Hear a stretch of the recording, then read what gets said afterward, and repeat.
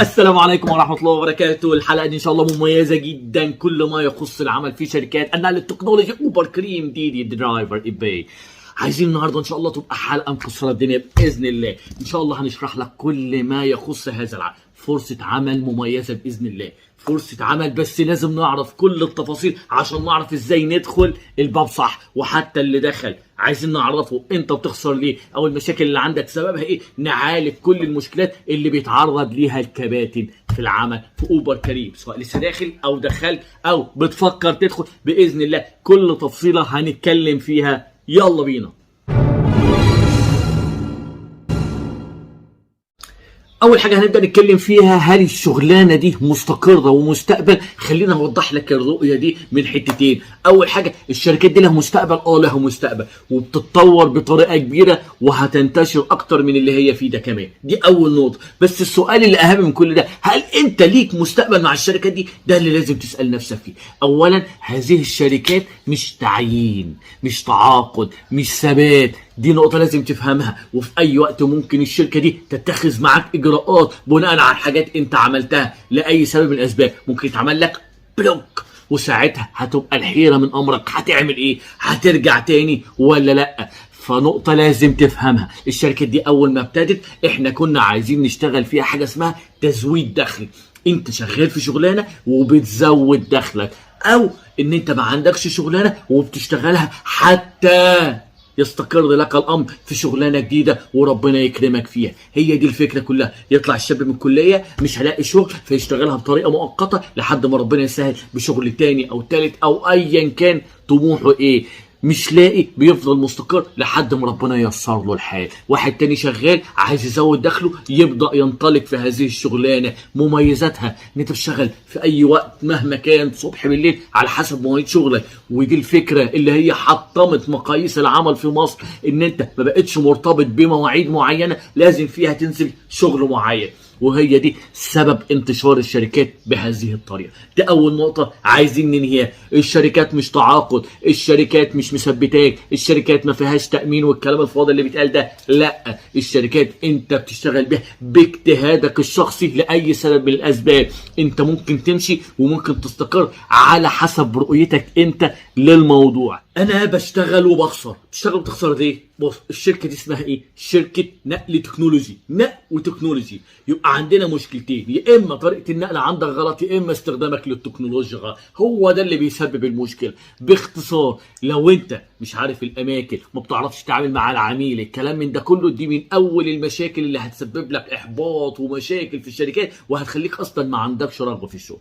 اذا ربنا قدرك عرفت تستخدم الجي بي اس لفتره مؤقته بطريقه كويسه، وعرفت الاماكن وعرفت تتعامل مع العميل بطريقه كويسه، باذن الله هيكون ده سبب في ارتياح نفسي وانت شغال. هتشتغل وانت عندك ثقه اكتر. دي اول نقطه لازم ننهيها. طب الطريقه الثانيه، استخدامك للتكنولوجيا نفسها. طول ما استخدامك للتكنولوجيا تقيل، هيبقى عندك صعوبه في التعامل، في طريقه التواصل مع الشركه، والكلام ده بيسبب مشاكل. لو المشكلتين دول تتحل عندك، هتشتغل بمنتهى الاريحيه واستقرار باذن الله. الشغلانه جايه معاك غلط، هو استخدامك للعربيه الغلط بيسبب لك مشكله غلط. ما اروحش اجيب عربيه زيرو ولا كسر زيرو واقول انا عايز اشتغل من الشغلانه واربح. هتربح النهارده وبكره وبعده، وهترتاح في حاجات كتير. تيجي بقى بعد سنه ولا سنتين تشوف دوره راس المال بتاعتك، تشوف قيمه العربيه، تلاقي كارثه بتحصل، عدد كيلوات زايد، الدنيا بايظه، العربيه مصروفها ياما. في البيع والشراء العربيه بيقل من ثمنها كتير، تاكس شغال. في اختيارنا للعربيه الغلط بيسبب مشكله كبيره. لابد من اختيار العربية الصحيحة. الموديلات هو فاتحها لك في بعض الشركات من موديل 2000 ل 2023، حتى موديل السنه دي. انت ليه تجيب 23 و22 والكلام الفاضي ده كله؟ هات العربيات التي تتناسب مع الشغل، مع التكسير.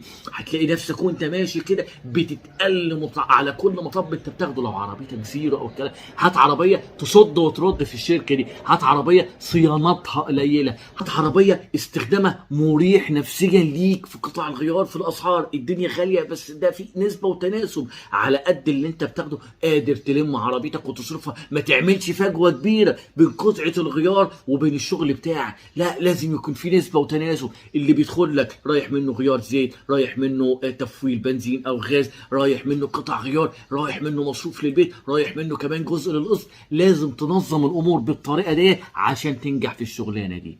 الشغلانه دي في العربيات الزيرو هتريحك كصيانات فقط لا غير، بس بعد كده هتتألم كثيرا في السنوات اللي بعد كده.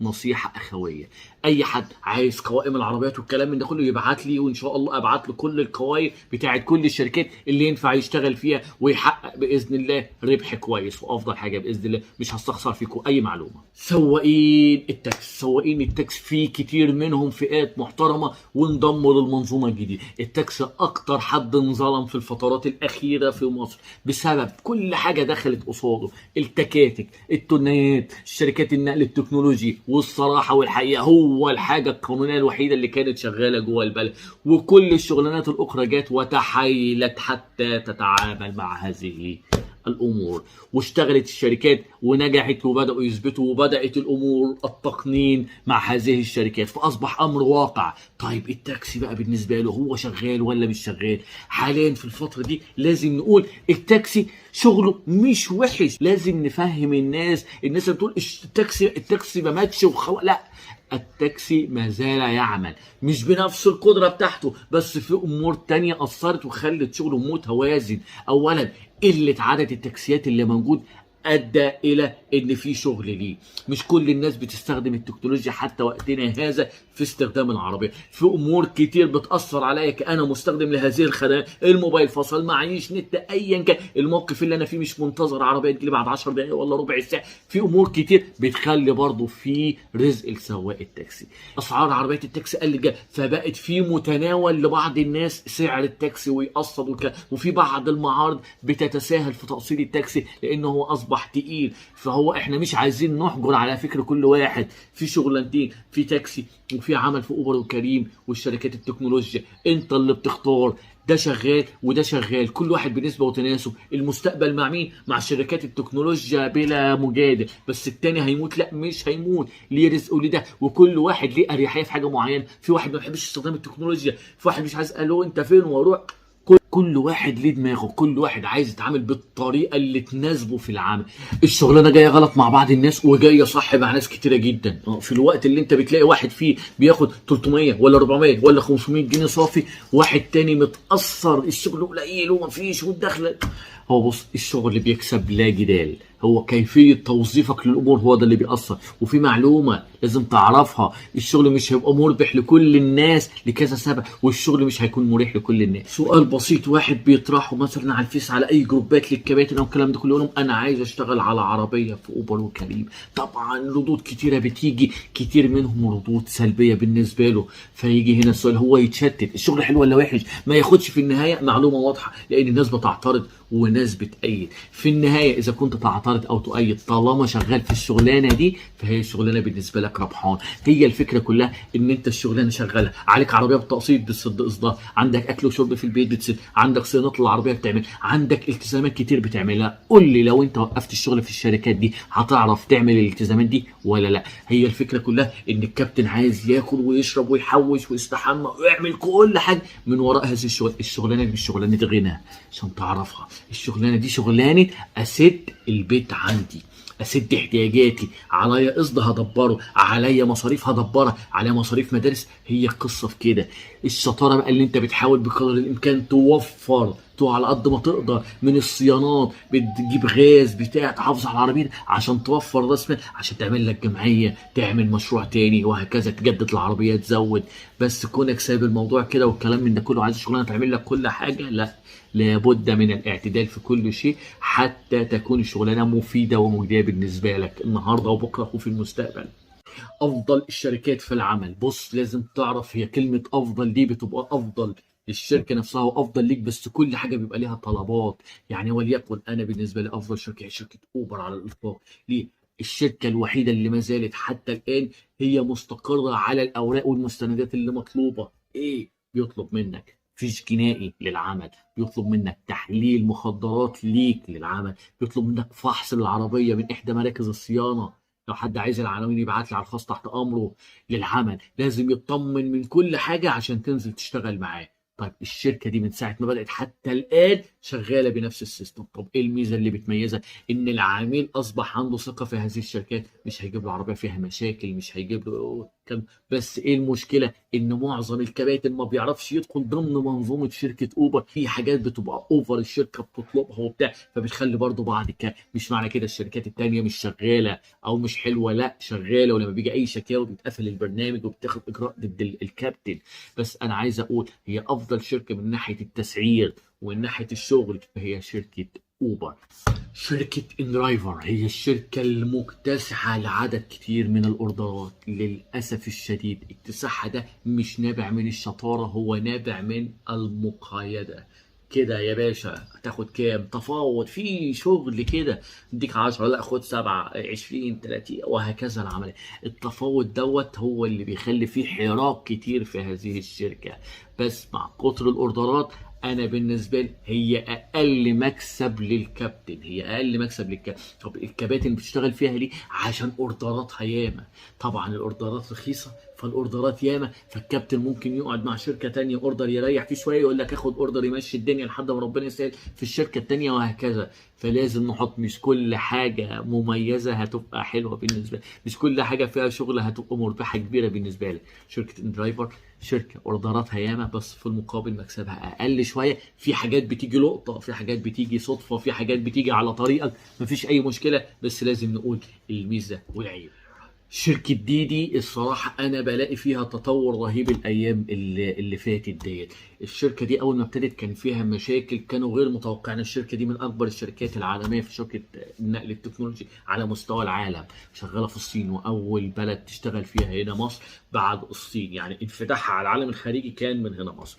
بس حصل مشاكل كتير أول ما الشركة دخلت، ما كانش الناس متوقعين إن الشركة هتنزل بالسوق ده. بس بسرعة جدا الشركة عدلت في نفسها وخدت مميزات كل شركه وحطتها. بقت بتتعامل بنظام اندرايفر، بقت تتعامل بنظام اوبر وكريم وكده، فعملت دمج كده في البرنامج بتاعها بما يتناسب مع الكابتن ومع العميل. فاصبح في اوردرات فيها تفاوض، واصبح في اوردرات بتتقبل عادي زي اوبر وكريم والكلام ده كله. فمسكت العصا من النص واصبحت الان ليها عميل وعميل مميز، واصبحت شركه ليها تقل وثقل في السوق. شركة كريم هي شركة تابعة الآن إلى شركة أوبر، ورغم إن هي تابعة لشركة أوبر بس ما زالت الإدارة مستقلة، كل شركة شغالة بسيستم مختلف. شركة كريم الآن ممكن أقول لك في منحنى منخفض سنة صغيرة، بس يرتفع وينخفض مفيش مشكلة. الشركات دي تتعرض لبعض الهزات ولكن سرعان ما تعود. الشركات دي معاها راس مال قادرة تعود وتاكل السوق في أي وقت.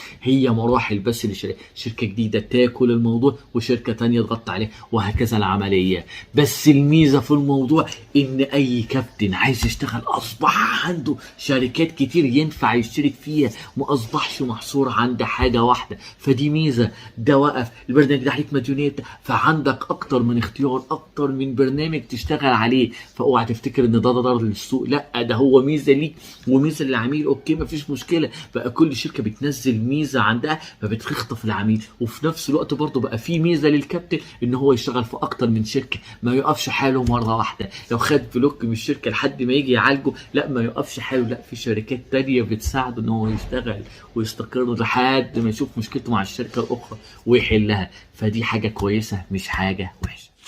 الناس اللي عايزه تجرب لا مانع من التجربه، انزل اشتغل مع اي حد بنظام شيفت، نظام ايجار، ايا كان، بس لفتره محدوده، لان كل الحسابات ضدك فيما بعد. اذا جربت فتره نجحت ولقيت نفسك تمام مفيش مشكله. بس انا ما بحبش حد يأجر عربيات، الموضوع ده مرهق جدا متعب. هتزهق، هتلاقي نفسك اللي بتدفع في ايجار العربيه ممكن يكون قصدك اصلا لعربيتك. شوف اي صاله بتقسط لك اي عربيه بمبلغ كويس حتى لو عليه نسبه فايده بسيطه تقدر تمشي فيها، هتلاقي نفسك ال 4000 جنيه او ال 5000 جنيه اللي هتدفعهم في قسط عربيه في النهايه انت بتدفع في مالك. ايجار العربيات شيء صعب جدا ومشاكل، وانت بتتحمل طاقه كبيره. أأجر ولا اشتري؟ لا يا باشا اشتري بقسط، ما فيش أي مشكلة، هي بقيمة الإيجار نفسه. في كباتن كتير مأجرة عربيات، بص ربنا ييسر لك الحال، بس حاول بقدر الإمكان فكر قيمة إيجارك ده ممكن يكون قيمة قسطك الشهري اللي ممكن تدفعه في عربيتك ملكك. هي المشكلة كلها بتيجي أنا مش عارف أدبر مبلغ كويس أدفعه مقدمة لأي عربية. بس لو ربنا قدرك عرفت تجمع مقدمة عن طريق جمعية أو أي حاجة، سارع وانجز وروح بسرعة شوف لك عربية على قد إيدك في مستوى القسط بتاعك. أنت راجل شغال وفهمان، واطلع من موضوع الإيجار وادخل في موضوع عربية ملكك أفضل بكثير. الناس اللي عايزة تشتري عربيات اتوكل على الله. هتشتري ايه؟ اول حاجة لازم تعرف هي العربية في كل الاحوال انت شاريها ليك ولعيالك، فدي هتبقى ميزة كويسة جدا ان وسيلة شغل ليك بالنسبة لك هتبقى حاجة مريحة. بس في الاول في الاساس انت جايبها لمين؟ للشغل. دي الحمد لله ميزة في الشغلانة دي. طيب تاني حاجة ما تجيبش عربية غالية. بص هتتخبط، لو واقف لوحدك هتتخبط. طول ما العربية دايرة هتتلط. هتجيب عربية زيرو وتتلط، مبلغ الصيانة بتاعها غالي مبالغ فيه. مش هتركب اي قطعة، هتركب اصلي، هتدخل مع التوكيل، الحاجة اللي هتترش هتأثر فيك يا باشا. خدها مني نصيحة، لو هتشتغل الشغلانه دي وهتستقر فتره طويله، لو لقيت عربيه مرشوشه تحت ايدك وانت عارفها ودنيتها وكشفت عليها صح، اشتريها افضل ما تشتريها فابريك. طالما هتجيبها بسعر حنين كله في النهايه يا باشا هيتخبط وهيترش منك، من غيرك هيترش. لا تجادل في هذه النقطه، جربتها وعرفتها واجرنا ياما وعملنا ياما وشفنا بعينينا الكلام دوت. اذا كانت عربيه رشه بسعر كويس ومناسبه والات الجر وكل حاجه فيها تمام مفيش اي مشاكل فيها ومرورها ودنيتها تمام، اتوكل على الله اشتريها. طالما هتشتغل وهتستقر في النهايه فيش شويه رش العربيه هترجع جديده. في البيع والشراء اللي انت خسرته هناك في الناحيه الثانيه هتبيع بنفس السعر والدنيا هتمشي معاك. بس انت بتحرقش ياما في عربيه زيرو تلاقي نفسك اللي بتكسبه في سنه وسنتين ضاع معاك. دي ميزه للناس اللي هتشتري. عربيه بكام؟ مع الغلو دوت مازال في عربيات نقدر نجيبها في حدود 100 و120 و150 ألف تشتغل معانا في هذه الشغلانات بإذن الله. ويبقى المشروع ده حقق لنا أكتر من حاجة. أول حاجة حقق لنا وسيلة مواصلات لينا ولعيالنا في البيت، أصبحت عربية ملك هتريحك في حاجات كتير وهتستفيد منها وهتشوف المميزات بتاعتها لما ربنا يكرمك وتجيبها. تاني حاجة هتبقى وسيلة عمل ليك. تالت حاجة هتبقى بالنسبة لك تقدر تشغلها في أكتر من شيء مش حاجة واحدة. هتلاقي بعد كده دماغك كبرت وممكن تعمل حاجات تانية، تلاقي العربية وسيلة مهمة ليك في الشغل الجديد بإذن الله. فمفيش مشكلة. طب احنا بنقول العربيات 100 و150 و120، الناس هتقول لي لا العربيات، ما هي العربيات غالية. احنا هنشوف حاجة استعمال من موديل 2000 لموديل 2010. الفئه دي كويسه وبتدخل في شركات كتير. هنبعد يا سيدي عن 2000، ممكن ندخل في حاجه 2006 7 8، ممكن نخلينا من فوق 8 عشان يبقى لينا اكتر من شركه ندخلها مفيش مشكله. تلاقي في عربيات مثلا زي اسبرانتو 516، العربيه دي واسعه وحلوه مش وحشه، صيانتها معقوله. الافيو جميله، اوبترا شغال، نيسان صاني القديمه تحفه، اللانوس زي الفل مش وحشه، جميله للشغل دي. قطع الغيار طول ما في الحنين افضل ليك في الربح. في النهايه الزبون هيركب بجنيه يا باشا. الزبون هو هيركب احمد زي الحاج احمد. سيبك بقى من الشركات اللي عامله لك تقسيمه وجو اوفر والكلام الفاضي ده. بتعمل بيقعد سنتين على ما يجي لك اوردر. الشغل اللي بيحرق هو الشغل الرخيص. سيبك الشغل الغالي ده ما بيجيش اصلا. تمام. سيبك من التقسيمات اللي الشركات عاملاها اللي يقول لك العربيه بتاعتك عاليه هيجي لك اوردرات عاليه. ده لو جالك يا باشا الفئه مفتوحه لك بس مش هيجي لك اوردرات. فخلينا تبقى عربيه معقوله نعرف نشتغل فيها ونجيب منها فلوس. كل ما بتوفر في قطع الغيار كل ما انت بتكسب اكتر. كل ما بتعمل اي وسيله زي الغاز مثلا عشان توفر في مصروف التفويل بتاعك البنزين هتوفر وهتكسب اكتر. دي لازم تعرف. العربيات لا موجود، هات فيرنا وتبقى عاقل في سواقتها جميله مفيش مشكله. شوف العربيات انفي مفيش مشكله، العربيات دي ثبتت مفيش مشكله. اللي يقول لك وحشه يا باشا على قد فلوسك اشتغل. مش هتجيب حاجه الماني زي صيني، بس احنا بنجيب اللي على قد فلوسنا ونقدر نلمها ونشغلها. ولازم تعرف قاعده في العربيات عامه، طول ما العربيه مهتم بصيانتها هتمشي معاك ما تشغلش بالك. الناس بقى اللي شاريه ومش لاقي اي جدول من العربيات وحاسه ان عربياتها بتتهان، يا باشا اذا كانت عربيتك مميزه وغاليه يا باشا لازم شغلك الليموزين والخاص يبقى اكتر من الشغل في الشركات ديت. ده كلام نهائي.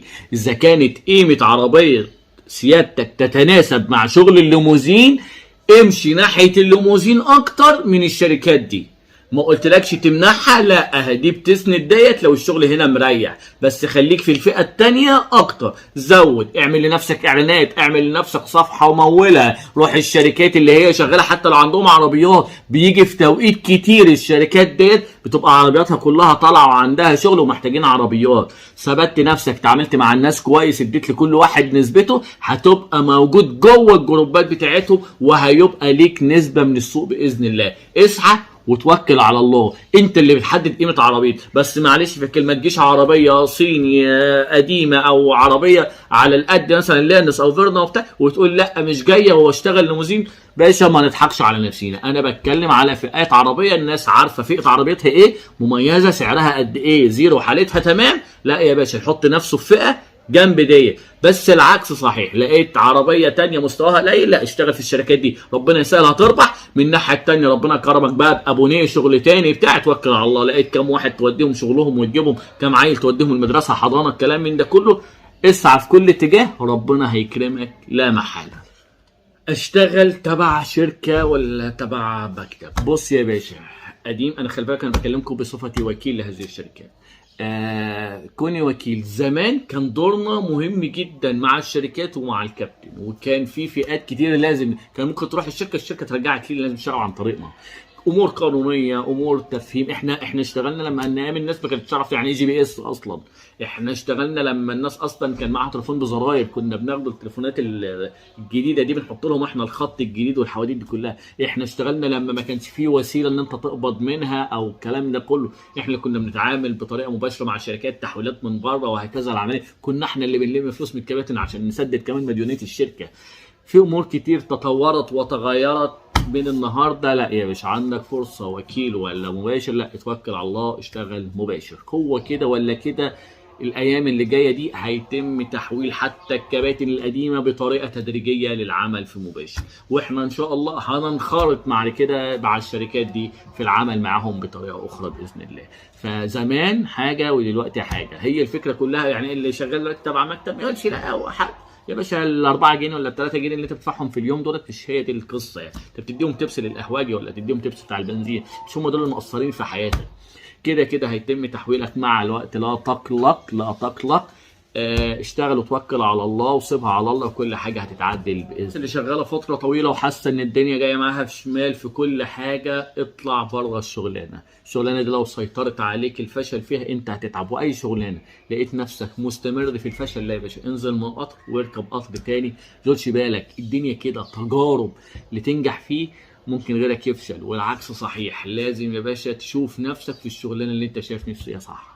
الشغلانه حلوه مربحه مفيش اي مشاكل، مش لكل الناس، مش لكل يا باشا. في حاجات كتيره مربحه والله، بس مش لكل الناس يدفع. يعني الدكتور الفلاني بيكسب، الدكتور الفلاني عنده عدد، المهندس الفلاني بيعرف يشتغل. انت دكتور، انت متعلم، انت فاهم، انت دارس يا باشا. كل حاجه ليها امكانيات وليها قصص كتيره. انت الشغلانه على مقاسك اتوكل على الله، ومش على مقاسك شوف غيرها. عندك ظروف مضطر تشتغل، اشتغل لفتره مؤقته بس عينك في حته تانية عشان ربنا يكرمك. اخر نصيحه نتكلم فيها، وانا شايف ان انا ممكن اكون لميت الموضوع بطريقه شامله. اي سؤال ولا اي استفسار تحت امركم في اي حاجه ابعتوا لي في الكومنتات، والله هرد عليكم بمنتهى المصداقيه، ما تشغلوش بالكم باي حاجه. اي استفسارات ما تشغلوش بالك، عندي كل التفاصيل وعندي كل البيانات واقدر افيدك باذن الله بطريقه كويسه. نتكلم دلوقتي، هل الشركات قلنا ليها مستقبل؟ قلنا الشركه ليها مستقبل، بس الفكره كلها لازم انت اللي تحدد مصيرك ومستقبل نفسك. انت لازم تشوف هتعرف تستقر مع الشركات ديت ولا لا. انا بالنسبه لي الشركات تفتح بيت، تفتح بيت، مش عايز اقول لك انها ممكن تفتح بيتين كمان والله لو الامور اتوزنت تمام. ممكن تغير نوع العربيه منها وتجدد. في ناس كتير عملت كده، ناس كتيره والله مأجره عربيات ب 5000 وب 6000 وربنا كرمه وبيصد قسطه هنا وايجاره هنا والدنيا ماشيه معاه تمام. فانا اللي انا عايز اوصله لك، لا الشغلانه مجديه، بس مش شرط تبقى مجديه لكل الناس.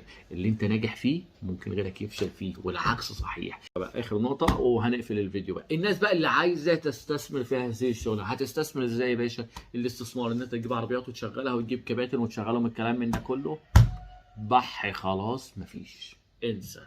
نصيحة هقولها لك في جملتين: عايز تجيب الخراب لنفسك جيب عربيات وأجرها بس. وحتى الموضوع ده لو كان مجزي في بعض الأوقات دلوقتي غير مجزي نهائيا. هتتعب في كل حاجه. يا باشا وفر فلوسك، حطها في اي استثمارات اخرى، بلاش استثمار العربيات من هذه النوعيه. يا باشا اللي جاب عربيه يشتغل عليها، الناس اللي مضطره دلوقتي تشتغل عربيات ناس توكل على الله، الناس اللي فرحانه بالناس اللي شغاله معاها ربنا ييسر لكم الامر وتفضلوا شغالين زي ما انتم من غير اي مشاكل. اي حد عايز يدخل في المنظومه الجديده من ناحيه ان هو يجيب عربيات ويشغل الناس وبتاع، ستوب، وقف، خلص خلاص، بح، مفيش، مع السلامه.